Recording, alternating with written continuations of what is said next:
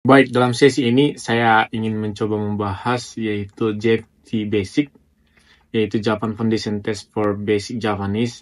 Kita mau bahas Bumpo JFT Basic gitu, A2, yang setara dengan JLPT 4. Tetapi sebelum kita mau membahas ini, saya ingin memperkenalkan dulu apa sih itu JFT, apa yang harus kita pelajari gitu.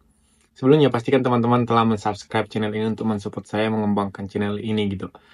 Jadi sebelum kita bahas ke dalam Bumpo JFT yang perlu dipelajari, ada beberapa orang yang komen di saya waktu saya buat Bumpo N4 JLPT, tolong dong buat JFT gitu. Nah, sebelum kita masuk ke pelajarannya, kita lihat dulu. Saya ingin teman-teman kita sama-sama mengenal apa itu perbedaan, apa itu JFT dan JLPT. Nah, keduanya adalah sama-sama ujian kemampuan bahasa Jepang, tetapi memiliki perbedaan dan level dan cara penyelenggaraan gitu. Nah, kalau kita lihat teman-teman dari levelnya, ini sumbernya saya lihat dari internet, teman-teman juga bisa melihat bahwa JFT itu ada level A2 yang setara dengan JLPT N4 gitu. Dimana JLPT 4 itu adalah bahasa yang digunakan untuk ya masih standar gitu. Jadi untuk fokus pada percakapan gitu. Nah, sedangkan kalau JLPT itu dia dari N5 terendah sampai N1 gitu. Nah, jadwalnya kalau JLPT teman-teman ini hanya 2 kali setahun, biasanya bulan 7 dan bulan 12.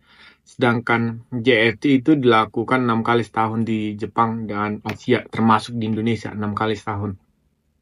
Hasil ujian, kalau JFT berdasarkan hasil ujian, itu langsung nampak hasilnya gitu. Sedangkan JLPT biasanya hampir 2 bulan, kadang nggak nyampe 2 bulan gitu. Nah, kalau JFT Basic digunakan untuk mengukur komunikasi, kemampuan komunikasi sehari-hari gitu.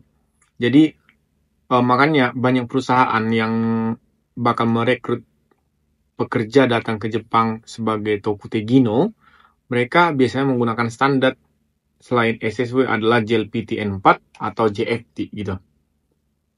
Jadi, kalau teman-teman memiliki JFT A2 atau Basic ini, teman-teman biasanya bisa nge-play jadi Tokutegino di Jepang atau N4 gitu, karena itu standarnya gitu.